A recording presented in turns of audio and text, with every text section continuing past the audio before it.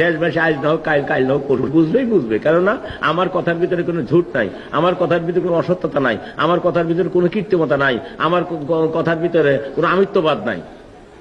আমি নিছক আল্লাহ তাআলার পথেতে আমি এমন একটা সুন্দর পথের দাওয়াত দিতেছি সবকেই, এবং এই দাওয়াতটা নিয়েই আমি আসছি। আলেম ওলামা যথেষ্ট ছিল, যাদের কাছে আমি কিছুই না, কিন্তু আমি একটা দাওয়াত পত্র সকলের জন্য নিয়ে আসছি, এটা অন্য কারোর কাছে নাই। তাই দলে দলে আলেম ওলামা এবং সবে সুধীর বর্গ যত কিছু উচ্চ নিচ ধনী দরিদ্র সকলেই যায় সেই ডাকে আসতেছে। তো তাই আমি সেই সন্ধান, আপনার সেই পথের সন্ধান আমি আপনাদেরকে দিতেছি। আপনারা সেই সত্যের সন্ধান নেন, আপনারা সত্য পথে চলেন, আপনাদের জন্য চিন্তার কোনো কারণ আর থাকবে না।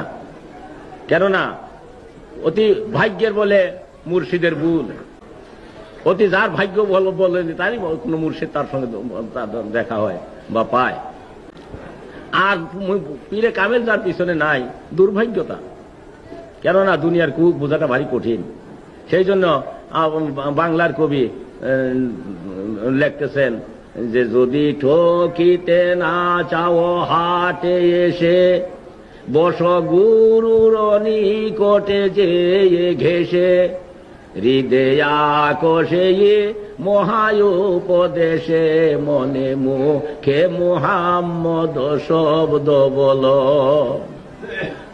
দুনিয়ার কুকুরের থেকে যদি বাঁচতে চাও, ভবরূপ হাটের থেকে হাটের যদি তুমি সেই কুহুকে না পড়ো, এর থেকে যদি বাঁচতে চাও, তাহলে জামানার কামেলের কাজ ঘেঁষে বসো।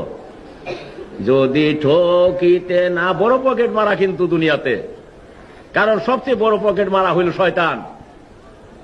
এ কোনখান থেকে পকেট মারি নিয়ে যাবে আপনি টেরও পাবেন না।